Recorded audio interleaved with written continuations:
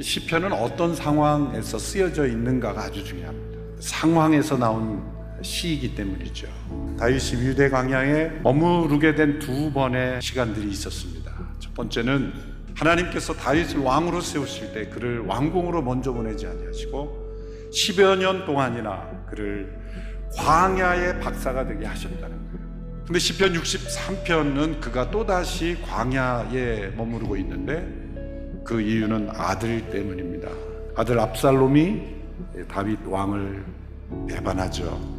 그래서 다윗은 그 가족과 신하들과 함께 황급히 예루살렘을 피해 도망하지 않으면 안 되는 그런 상황. 하나님이여 주는 나의 하나님이시라. 내가 간절히 주를 찾되 물이 없어 마르고 황폐한 땅에서 내 영혼이 주를 갈망하며 내 육체가 주를 안구하나이다. 사울의 낯을 피해 광야를 도망할 때 그는 하나님을 깊이 만났어요. 또다시 광야로 나왔을 때 그는 다른 차원으로 들어가 있어요. 왜?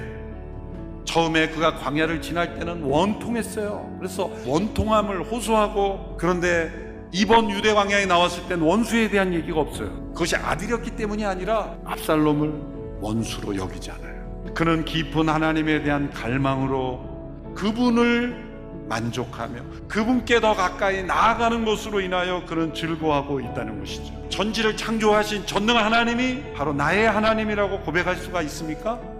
여러분, 이것은 광야를 지나면서 우리가 배우는 거예요.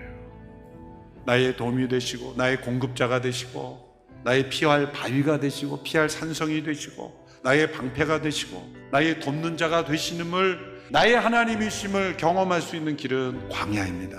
그러므로 내 인생은 왜 이렇게 광야와 같냐라고 여기시는 모든 분들은 이 시편의 말씀처럼 하나님이 나의 하나님이심을 체험하는 이와 그런 광야를 겪어보지 않고 오히려 광야를 도망가고 홀로 외딴 곳에서 그곳이 천국인 줄 알고 세상을 의지하며 살아가는 사람과는 다른 차원의 삶을 살게 되는 것입니다. 왜 나를 광야로 보내십니까? 그 이유는 단 한 가지입니다. 내가 너를 조금 더 가까이 만나고 싶어서 그래. 그래서 내가 너를 광야로 다시 부른 거다. C.S. 루이스가 유명한 말을 했죠. 하나님은 축복된 삶 가운데는 속삭이신다. 그런데 광야로 가면 하나님이 외치신다 그랬어요. 그래서 기쁘게 받아들이면요, 그 코스가 또 빨리 끝나요. 하나님의 목적은 우리를 광야에 머무르게 하는 게 아니라 교훈이 목적이기 때문에 빨리 깨달았잖냐 그러면 코스가 빨리 끝나요. 그래서 우리 모두가 닥터 오브 데저트, 광야의 박사가 다 될 수 있게 되길 바랍니다.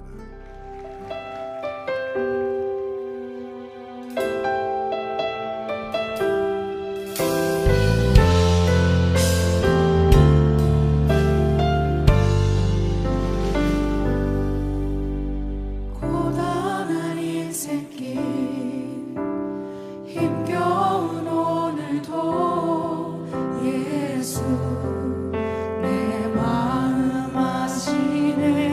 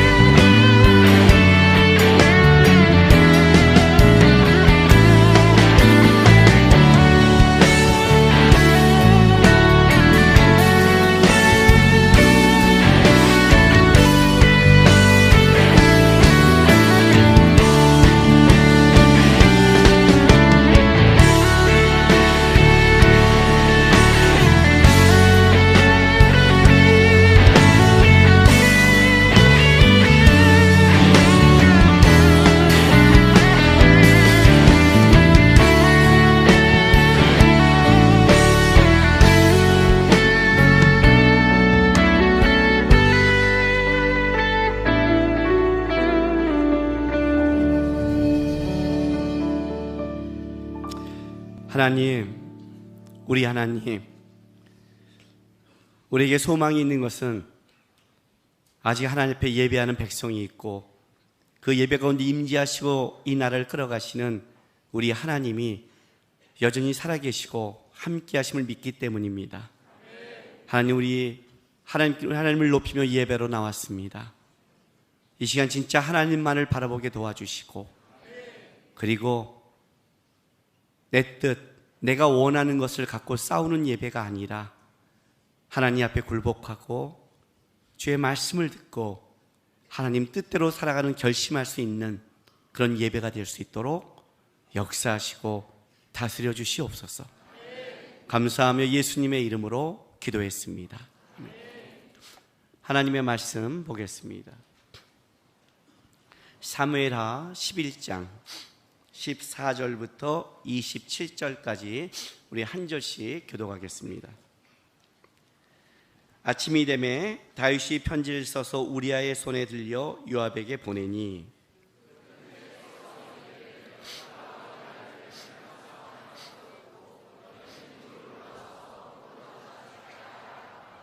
요압이 그 성을 살펴 용사들이 있는 것을 아는 그곳에 우리아를 두니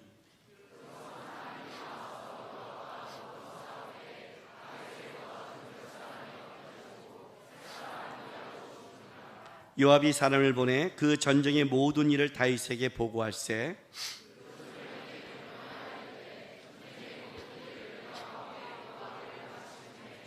혹시 왕이 노하여 내게 말씀하기를 너희가 어찌하여 성에 그처럼 가까이 가서 싸웠느냐? 그들이 성 위에서 쏠 줄을 알지 못하였느냐?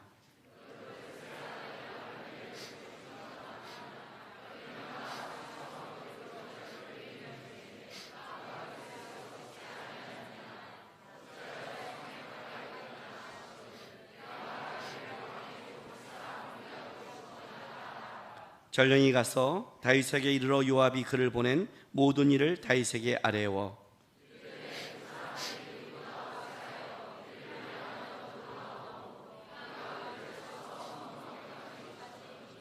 활 쏘는 자들이 성 위에서 왕의 부하들을 향하여 쏘매 왕의 부하 중 몇 사람이 죽고 왕의 종 햇사람 우리아도 죽었나이다 하니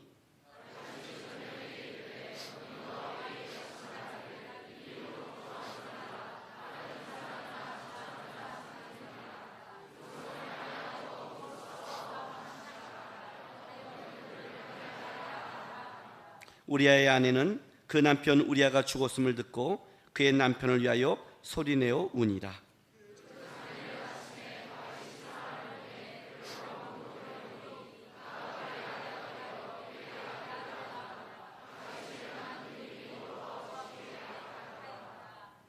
아멘. 우리가 지금 읽은 이 본문은 다윗이 밧세바를 범한 이후에 그가 어떤 악에 빠지고 죄에 빠졌는지를 성경이 이 부분을 자세하게 기록하고 있는 부분을 우리가 지금 보고 있습니다. 여러분, 이제 이 성경을 볼 때 가장 하나 느껴야 될 건 뭐냐면 성경이 하나님의 말씀이 기록돼서 우리에게 전해주는 것은 이스라엘에 있었던 옛날 어떤 사람들, 다윗의 죄악이 이런 거라고 그거를 드러내기 위해서만을 쓴 게 아니라는 거예요. 다시 이랬구나를 쓴 게 아니라 성경이 기록한 것은 하나님을 가지고 믿음의 사람을 살아가는 사람들이 이 기록을 보면서 하나님께서 우리에게 원하는 게 무엇이고 또 우리가 믿음의 삶을 살아갈 때 무엇을 조심해야 될까를 경고하는 것이 성경의 말씀인 겁니다. 다윗이라 할지라도 성경은 오늘 아주 그의 죄악을 자세히 기록합니다. 단순히 밧세바를 벌한 사건으로 끝난 게 아니라 그 이후에 다윗이 어떤 죄로 들어가고 있는가, 아주 그 충성스러운 부하 우리아를 어떻게 죽였고 그를 어떻게 그냥 무마시켰는지를 성경이 아주 자세하게 쭉 기록하고 있는 거예요. 여러분, 신앙을 볼 때 가장 조심할 게 뭐냐면 신앙은 개인적으로 보면 안 됩니다. 무슨 말이냐면 나 하나 그냥 예수님 믿지 이렇게 신앙생활을 하는 사람들은 그것 자체가 하나님 앞에 틀어진 신앙입니다. 신앙은 절대 그렇지 않습니다. 여러분, 죄라는 것은 굉장히 무서운 겁니다. 죄라는 굉장히 무섭습니다. 그리고 그 죄는 한 사람의 지은 죄로 끝나지 않는다는 겁니다. 이게 굉장히 중요한 거예요. 나나 하나님 앞에 막 살면 되지라고 끝난 게 아니라 죄는 굉장히 영향력이 있고 깊이 그 안에 들어간다는 사실이에요. 죄는 단순히 한 사람의 도덕적으로 끝나는 게 아니라 그 죄가 한번 들어오면 그 죄는 그 사람이 있는 그곳을 통해서 영향력을 발휘하는 겁니다. 이거는 죄뿐만 아니라 의인들도 마찬가지입니다. 아담과 하와가 어저께까지 그렇게 하나님의 말씀을 잘 지켜왔습니다. 선악과를 안 먹었으니까. 이 선악과를 먹으면 정령 죽으리라는 것을, 이 말씀을 지키면 그는 살아가는 거니까. 어저께까지 하나님의 말씀을 기가 막히게 지켰지만 오늘 그 말씀을 범하면 그때부터는 심각해지는 겁니다. 신앙생활은 내가 어저께까지 잘했으니까 오늘도 그것이 잘할 수 있다고 생각하면 안 돼요. 그렇게 신앙생활을 배우면 안 됩니다. 다윗이 그렇게 하나님 앞에 합한 자로 충성스럽게 살아왔는데 밧세바를 범한 그 순간에 다윗의 삶이 확 쥐약으로 떨어져 버리는 거예요. 더 무서운 건 뭐냐면 다윗이 단순히 밧세바를 범한 죄로 끝나는 게 아니라 그 죄가 계속 가중하고 계속 죄가 죄를 낳는 그 속으로 다윗이 떨어지고 있다는 데서 죄의 무서움을 갖기 시작하는 거예요. 여러분, 이제 여러분이 성경을 보다 보면 성경 안에 여러분이 은혜 받는 말씀이 있잖아요, 그죠? 그 은혜 받는 말씀은 이제 사실은 여러분의 상황과 여러분이 어떤 이런 거에 따라 그때그때 좀 달라져요. 저는 옛날에 이제 저는 다윗과 요나단 세대거든요. 무슨 말인지 잘 모르죠? 다윗과 요나단이 누구야? 하는 오늘날의 그 CCM 찬양에 있어서는 소진영이 있었다면 옛날에 제가 고등학교 때 자랄 때는 다윗과 요나단이라는 아주 누구냐면 가수로 따지면 해바라기. 딱 그 노래의 스타일이에요. 해바라기도 모르죠? 그죠? 주바라기는 알아도. 그런데 제가 신앙생활을 하면서 어느 정도 하나님 앞에서 들어간 이후에 평생을 부담을 갖고 잊지 못하는 성경교재 제 안에 있어요. 내가 뭔가를 신앙을 결정하려고 하고 뭔가를 하려고 할 때마다 이 말씀이 저에게는 굉장히 삶의 지표가 되는 말씀이에요. 한 번도 이 말씀을 잊어본 적이 없어요. 그게 요한계시록 22장 맨 끝이에요. 또 끝이니까 또 남잖아요, 그죠? 22장에는 물론 여러분은 내가복음 1장이 또 시작하지만, 그죠? 성경에서는 이게 끝이니까 22장 11, 12절 보세요. 11, 12절 요한계시록, 자, 제가 읽어드릴게요. 불의를 행하는 자는 그대로 불의를 행하고 더러운 자는 그대로 더럽고 의로운 자는 그대로 의를 행하고 거룩한 자는 그대로 거룩하게 하라. 보라, 내가 속히 오리니 내가 줄 상이 내게 있어 각 사람에게 그가 행한 대로 갚아주리라. 이 말씀, 불의를 행한 자는 계속 불의를 행하고 더러운 자는 그대로 더럽고 의로운 자는 그대로 의를 행하고 거룩한 자는 그대로 거룩하게 하라. 저는 이 말씀을 굉장히 잊지를 못해요. 내가 이거 한번 죄 한번 짓지 뭐. 아니, 오늘 내가 좀 내 맘대로 살지 뭐. 그리고 내일 내가 돌아가면 되지. 신앙 삶은 그렇지 않대요. 불의를 행하면 그것이 삶이 되고 습관이 돼서 불의를 행하는 거예요. 의는 언제 행하는 게, 의를 행하는 자가 계속 의롭게 가는 거예요. 사도 바울은 자기 몸을 날마다 쳐서 복종시켰대요. 왜? 살아나니까. 내 뜻대로 하고 싶으니까. 그 자기 몸을 쳐서 복종시킨 거예요. 날마다 복종시키니까 어떻게 돼요? 그는 끝까지 복종하는 거예요. 그죠? 사도 바울이 이렇게 고백하죠. 난 날마다 죽노라. 그죠? 맨날 하루의 싸움에서, 신앙의 싸움에서 말씀 안에 자기가 죽는 거예요. 죽으니까 어떻게 돼요? 그는 계속 죽어왔으니 어느 순간도 예수를 위해 죽을 수 있는 사람이 되는 거죠. 아니, 계속 산 사람이 어느 날 죽겠어요? 계속 자기가 살아온 사람이. 우리 이런 말 하잖아요. 이 다음에 우리가 만약에 순교갈 때 만약 칼을 딱 대고 너 예수 믿어 안 믿어 그러면 순교할 수 있을까 없을까? 모르겠어요. 저는요. 저도 모르겠어요. 왜냐면 제가 모르겠냐면 제가 청년 때 저는 폐가 약해서 폐가 이제 한쪽이 이렇게 좀 뭐랄까요,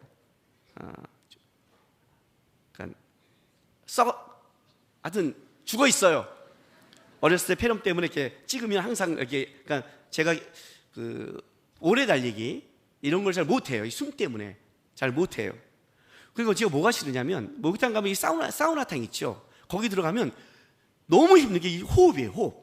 저는 이렇게 물에 몸을 담그는 건 괜찮은데 너무 힘들어요. 근데 한번 들어갔다가 너무 숨이 막혀서 제가 하나님께 이렇게 한 적이 있어요. 하나님, 혹시 저를 어디 가서 시험하실 때 사우나탕에 저를 쳐놓고 예수 믿냐 안 믿냐 그러면 저 일단 안 믿다고 할 거예요. 일단 숨 차요. 나간 다음에 뻥이야 그럴게요.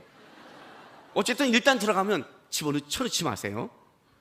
그런 적이 한 번 있어요, 청년 때. 그러니 내가 이 다음에 가서 주님 앞에 순교하니 아니야 그러면 자신이 없어요. 자신이 없어요. 그리고 내가 어느 성도를 볼 때 쟤는 하나님 앞에 진짜 순교할 수 있을까 안 할까를 누구든지 자신이 할 수는 없어요. 그죠? 자신이 할 수는 없는데 저 새끼는 안 할 거야. 아이고, 제가 너무 심하게 말했죠. 저놈은 안 할 거야는 제가 찾아내요. 걔는 기가 막히게 찾아요. 왜 그런지 아세요? 예배 시간, 그 작은 헌신도 하나님 앞에 하지 않는 자가 생명을 드린다고? 그 작은 일에도 불평하는 자가, 그 조그만 일에도 하나님께 충성하지 않는 자가, 2시간 예배도 하나님께 못 드리는 자가 생명을 드린다고? 그런 건 없어요, 성경에. 그런 건 없어요. 제가 예배도 열심히 드리고 열심히 헌신하고 열심히 섬겨도 순교라는 거는 가봐야 하는 거예요. 그죠? 생명이 걸릴 때는 우리는 거기까지 안 가봤잖아요. 그러나 이것도 아는 애가 그거는 못하는 거예요.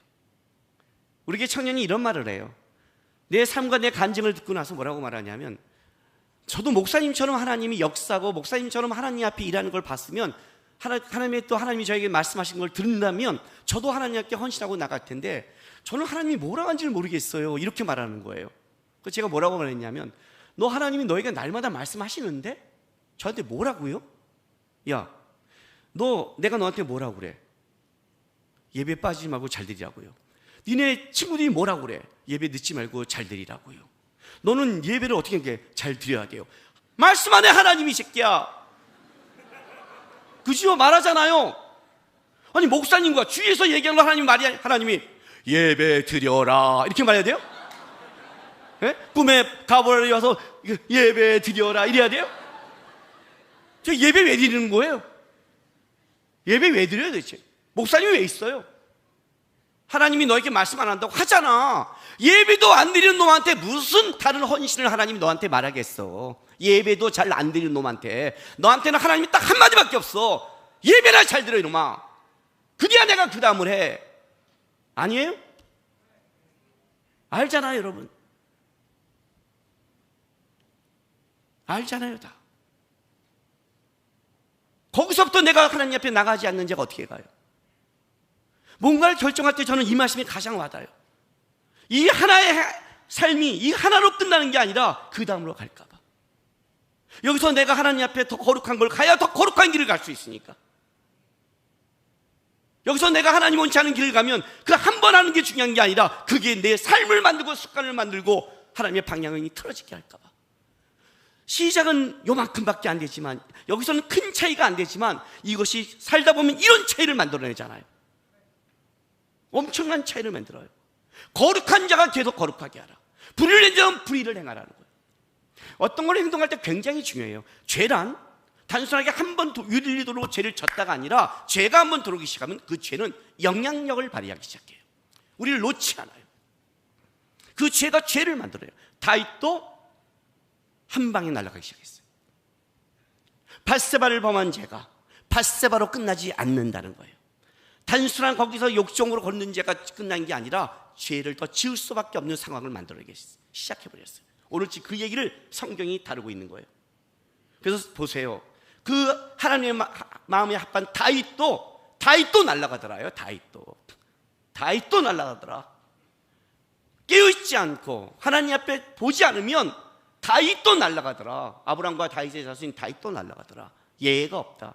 자세히 있으면서 보라는 거예요. 자, 11장 14절.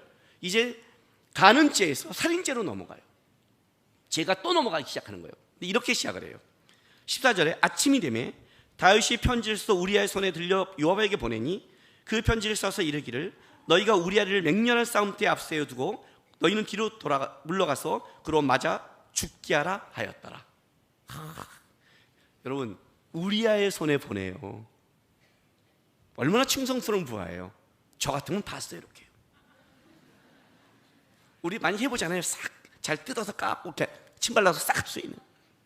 아무리 인장 찍어도 저 잔대가리는 봤어요. 우리아는 충성스러운 사람이에요. 혹시라도 모르잖아요. 얘가 보면. 근데 그걸 맡길 만큼 그 충성스러운 부하를 주는 거예요. 근데 언제? 아침에. 이 아침이 이렇게 중요한 줄 아세요? 아침. 성경의 아침의 의미는, 자, 시편 143편 8절 보세요. 시편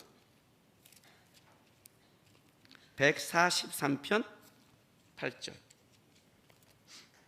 자, 이것도 또한 다윗의 시예요. 다윗이 아침에 나로 하여금 주의 인지한 말씀을 듣게 하소서. 내가 주를 의뢰함이니이다. 내가 다닐 길을 알게 하소서. 내가 내 영혼을 주께 드림이이다. 아침은 일반적으로 하나님의 말씀을 들으며 경청하는 시간으로 봐요. 그래서 순종하는 자는 아침에가 굉장히 중요해요. 자, 창세기 22장 믿음의 조상인 아브라함, 다윗과 아브라함의 자손인 아브라함의 삶을 보면 창세기 22장 1절부터 보세요. 3절까지 이렇게 나와요.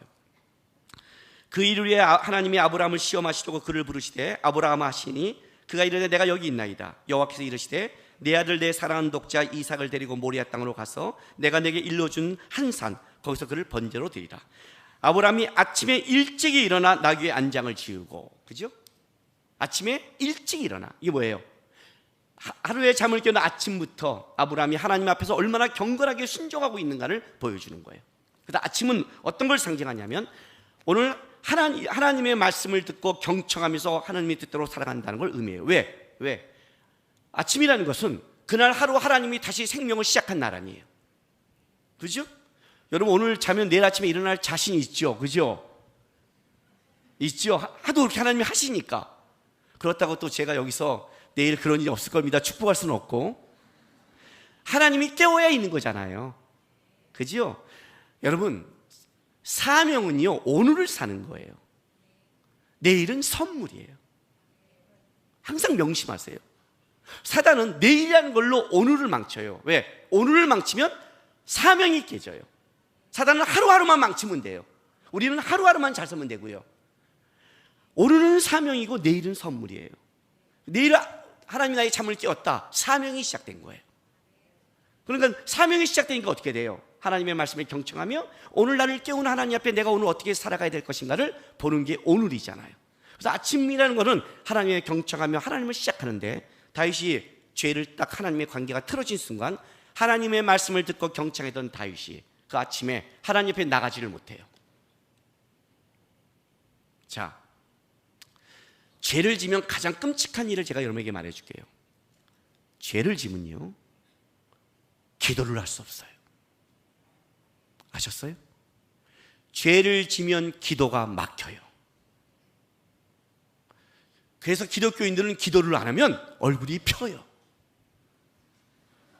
다 얼굴이 폈잖아요, 여러분. 죄를 지면 기도가 된다고 생각하세요? 피상적인 기도가 돼요. 기도가 뭔지, 기도의 역사가 뭔지를 몰라요. 하나님의 일하심이 뭔지를 몰라요.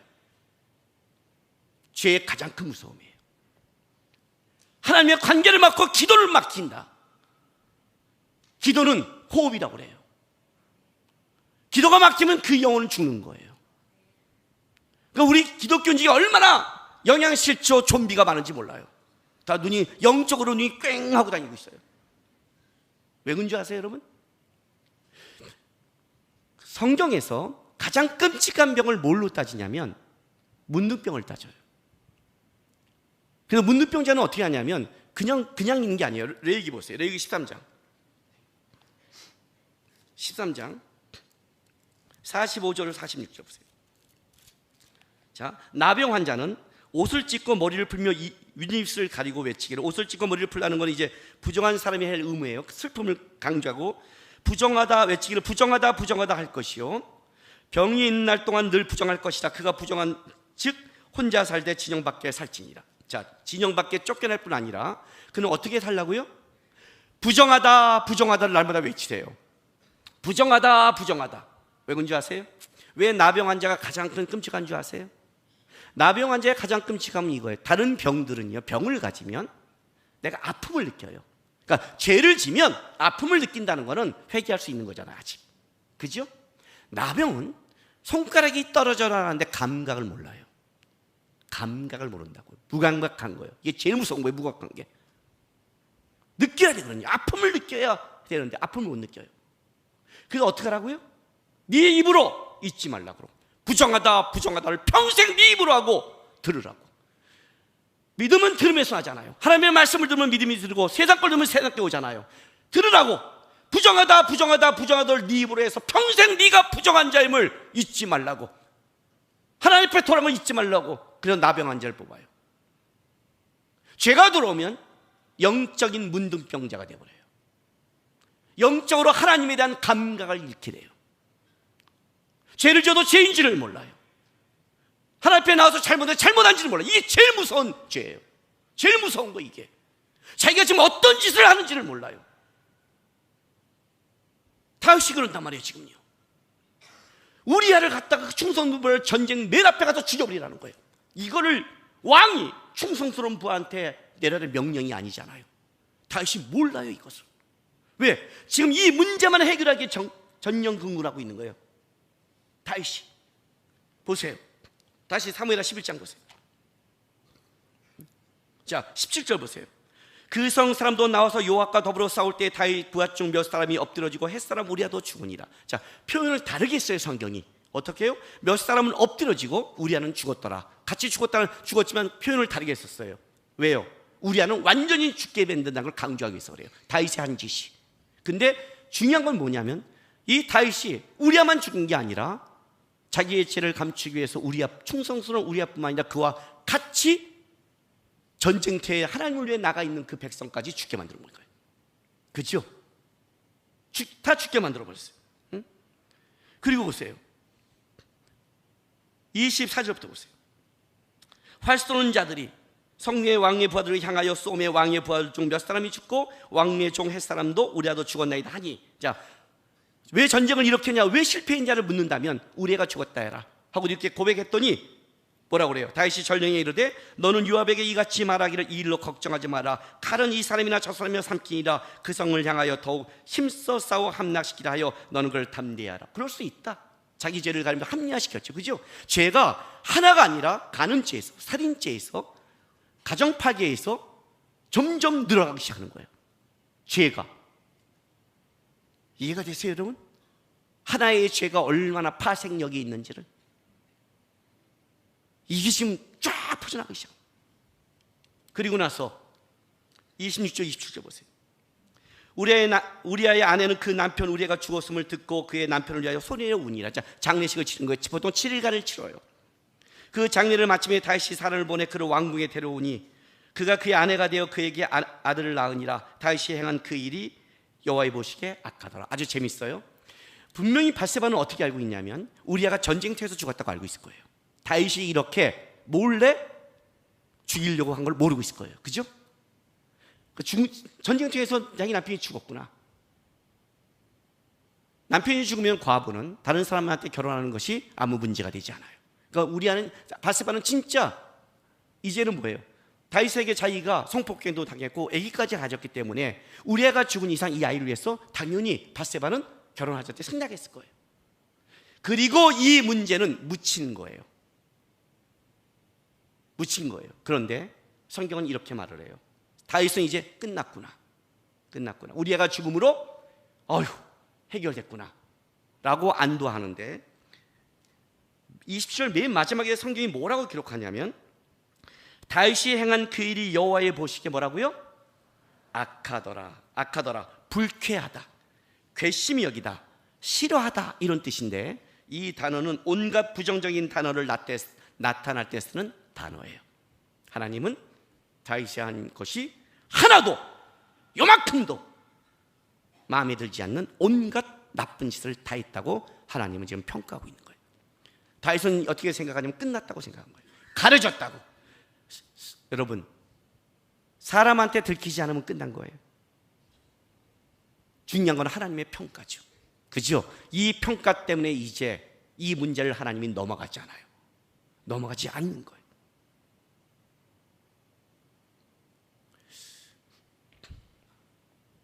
저는 요즘에 집에 가서 꼭 밤마다 뉴스를 확인합니다. 그 뉴스를 아침에도 나올 수 있어 확인할 수 있으면 뉴스를 확인합니다. 왜냐하면 우리나라가 돌아가는 이 정세가 너무나 급격하기 때문에 우리 교회가 7, 8월 동안은 진짜 나라와 민족을 위해 기도하자고 약속해서 뉴스를 들어야 오늘 내가 할 기도를 알기 때문에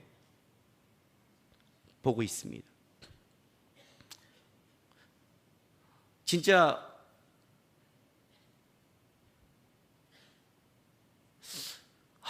어떻게 우리나라를 말해야 될까요, 지금? 나라가 무너지면 여러분이 갖고 있던 이익 또한 다 날아갑니다.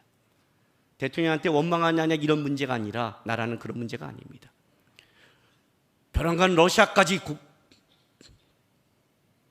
비행기가 들어와서 지랄을 하던지, 그죠? 벼랑간 러시아까지 비행기가 들어올 줄 몰랐잖아요. 일본, 중국, 미국 아무 말 안 했잖아요. 안 할 줄 알았어요. 저는 안 할 줄 알았어요. 걔가 한국 편 했을 것 같아요. 베냉간 북한에서 단거리 미사일까지 쐈어요. 완전히 구한말처럼 국제 정세 속에 쌓여있는 나라예요. 안에서. 이 문제를 어떻게 풀까요? 모르죠, 우리는요. 그렇죠? 근데 저는 이런 생각이 드는 거예요. 하나님이 이 나라를 돕고 역사하려고 그럴 때 진짜 하나님이 우리를 통해 역사할 만한 거룩함을 우리는 지키고 있는가? 나라를 위해서 뭔가를 해야죠. 불민들만 해야죠. 그러면. 그런데 그보다 더 중요한 거는 진짜 이 나라를 역사할 수 있는 살아계신 우리 하나님이 있는데, 하나님이 역사할 수 있는 나는 거룩한 통로의 싸움을 하고 있는가? 이 싸움이 그 선에 이루어지고 있지 않다면, 하나님이 이 나라를 돕지 않는다면 사람들이 갖고 있는 열심과 노력이 어떻게 이 나라를 헤쳐가겠어요? 이보다 더 끔찍한 시대도 우리 하나님이 역사했는데, 이보다 더 어려운 시대도 우리 하나님이 역사했는데, 지금 이 나라에는 누구보다 기도하는 무리가 많은데, 일본보다 훨씬 더 많은데, 하나님이 역사를 움직이는 하나님이라면 분명히 그의 백성이 그 앞에 자복하고 기도하고 나올 때 하나님은 역사한다고 약속했는데, 나는 지금 뭐 하고 있는가? 나는 진짜 거룩한 싸움을 하고 거짓을 좀 벗어버리고 아직도 나는 내 거밖에 모르는가? 난 청년들에게 좀 요청하고 싶어요. 이 나라의 문제가 해결될 때까지는 게임 좀 줄이고 기도 좀 하세요. 다른 것 좀 줄이고 기도 좀 하세요. 하나님 앞에 좀 거룩하게 돌아오세요. 하나님의 역사를 이해하기 전에 내가 죄악을 지면 죄악이 영향력을 발휘하는 거예요. 다윗의 이 죄가 이 하나님의 거룩한 나라를 무너뜨리기 시작해요. 소돔과 고모라에 의인 10명이 없어서 그래요. 의인 10명이 있으면 하나님이 이렇게 말해요. 그 의인과 그들을 위해서 온 지역을 용서하리라. 거룩한 하나님의 사람이 있다는 것은 그 하나의 은혜를 받는 걸 넘어서 그를 통해 그 지역이 은혜를 받는 거예요. 요셉 한 사람이 있으로 말미암아 그 흉년 때 애국과 온 지역이 은혜를 입어요. 이렇게 하나님의 사람들이 있잖아요. 이렇게 하나님의 사람들이. 지금은 진짜 우리가 하나님 앞에 자복하고 돌아보고 다른 사람에게 말하기 전에 나 하나라도 거룩한 싸움을 위해 애써야 되고, 나 하나에 내 먹고 사는 기도를 넘어서서 하나님이 원하는 기도, 그의 나라와 의를 위한 기도를 해야 되는 거예요. 지금 그걸 해야 되는 거예요. 죄가 죄를 낳아요. 죄라는 건 윤리도덕이 아니에요. 하나님을 놓치면, 그 자기의 이익밖에 모르면 그 주변은 세상적인 이익으로 물들어버려요. 다윗은 왕으로서 만약 하나님의 나라의 왕이 아니라 이방 나라의 왕이라면 다윗의 죄가 그렇게 김장한 거면 물론 잘못했지만 이렇게 심각하진 않았어요. 그러나 이 나라는 하나님의 나라였거든요. 다윗은 그 하나님을 쫓아가고 하나님의 걸 드러낼 책임이 있는 거예요. 그 다윗마저도 죄를 지니까 영적인 무감각이 벌어지기 시작했어요. 우리아를 죽이는 것도 모르고 자기 부하를 죽이는 것도 모르고 그냥 이 죄를 덮개만 깎아가고 끝나니까 안심해 버렸어요. 이게 이 나라를 병들게 해요. 여러분, 우리는 기독교라는 무리로 가면 안 됩니다. 우리 집에서 기독교의 대표는 접니다. 내 친구들에게 기독교 대표는 접니다. 우리 교회에서 기독교의 대표는 접니다. 직장에서 기독교의 대표는 나인 겁니다. 내가 거룩하고 내가 깨어있고 내가 온전하면 하나님은 나를 통해서 거기서 하나님이 일하기 시작합니다. 일하기 시작합니다. 지금은 하나님 앞에 자복할 때라고 저는 생각합니다. 나라가 지금 위기에 있고 이 부도덕이 위기에 있을 때 과연 하나님의 사람들은 정직하고 거룩하고 하나님 앞에 자중하고 악에서 떠나 하나님의 의를 행하며 이럴 때 더 기도하고 금식하며 하나님 앞에 나가는 싸움을 하고 있는가? 해야 된다고 생각합니다. 적어도 이 문제 속에 우리는 더 많이 기도해야 되고 더 거룩해야 되고 정직하며 이 나라의 일하실 역사를 기대하면서 기도하십시오. 우리 청년들은, 우리 청소년들은 정신 차리세요. 다음 시대의 하나님의 나라의 주역은 여러분이에요. 지금부터 거룩해야 계속 거룩하지 그 나이부터 세상적으로 썩어버리면 여러분이 어린이 되면 기독교이란 모양을 갖고 세상을 썩게 만드는 하나님의 나라의 영광을 마치는 존재가 돼요. 다른 사람이 가냐 안 가냐가 중요한 게 아니에요. 누군가는 가야 된단 말이에요. 누군가는 한 사람이 기도하면 역사하듯이 누군가의 믿음의 길을 가면 하나님이 역사한다고 그랬잖아요. 내 것 좀 내려놨으면 좋겠어. 신명기 28장에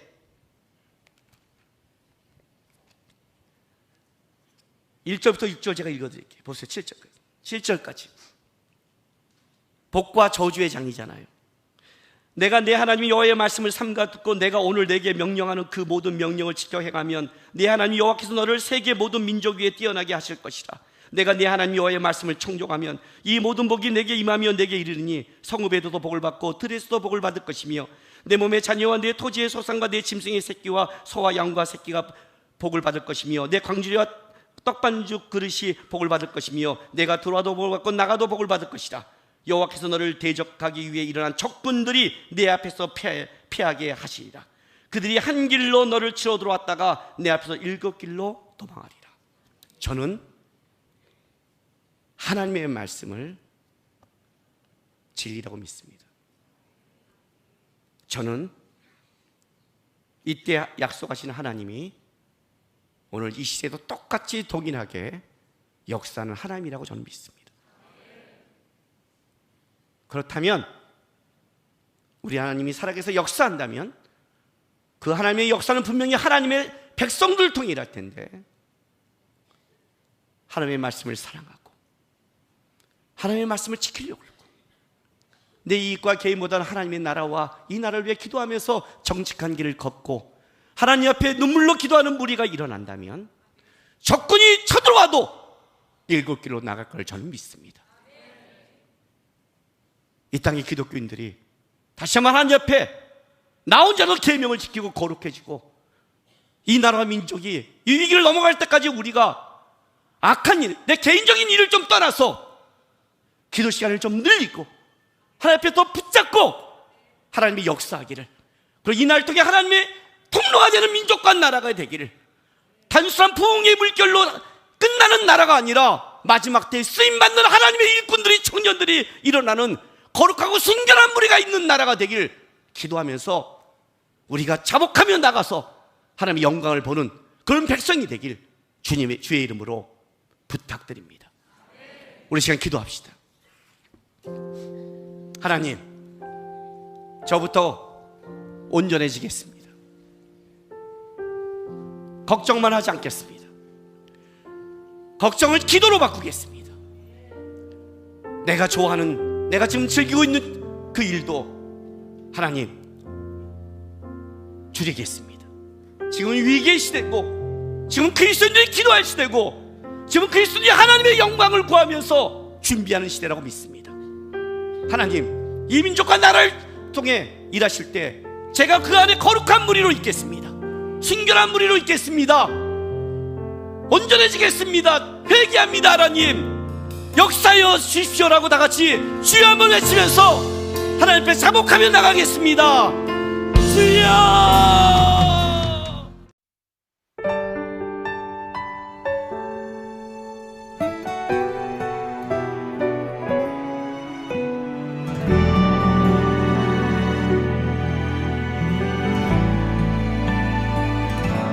아픈 시절 속에 마음 쉴 곳 없네. 지친 나의 영혼 의지할 곳 없네. 고아갔던 나를 그가 품으셨네. 죽어가던 나를 그가 살리셨네. 무너진 마음을 위로하신 주님, 주를 더 알수록 만족할 수 있네. 붙드신 내 손을 놓지 않는 주님, 주를 더 알수록 평안을 누리네.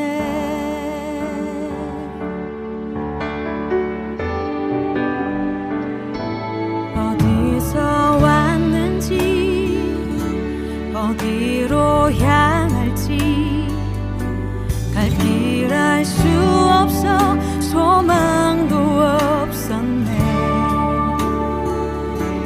헤매이던 나를 주가 부르셨네.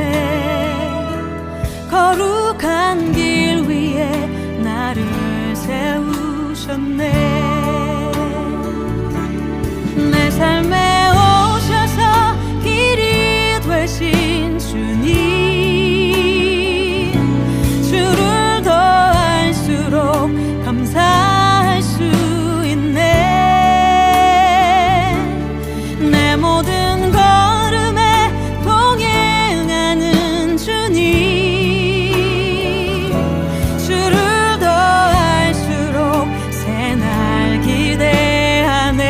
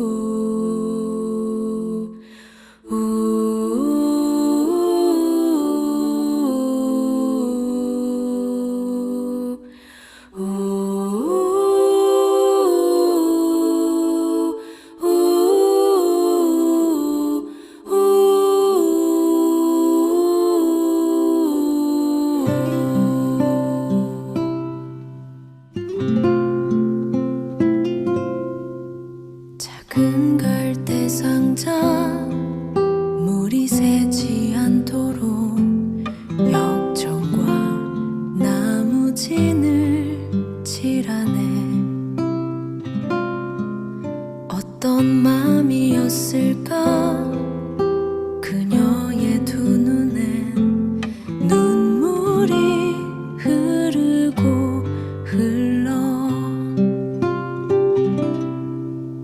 동그란 눈으로 엄마를 보고 있는 아이와 입을 맞추고 상자를 덮고 강가에 띄우며 간절히 기도했겠지. 정처 없이 강물에 흔들흔들 흘러내려가는 그 상자를 보며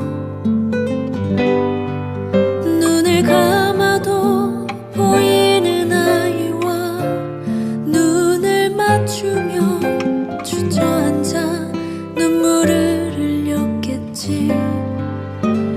너의 삶의 참 주인 너의 참 부모이신 하나님 그 손에 너의 삶을 맡긴다. 너의 삶의 참 주인 너를 이끄시는 주 하나님 그 손에 너의 삶을 드린다.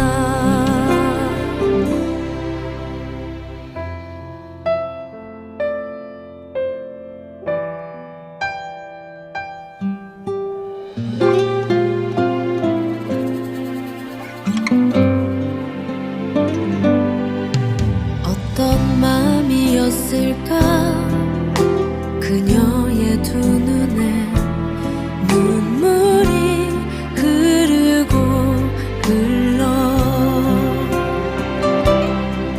정처 없이 강물에 흔들흔들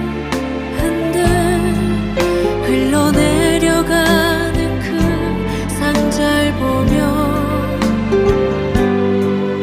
눈을 감아도 보이는 아이와 눈을 맞추며 주저앉아 눈물을 흘렸겠지.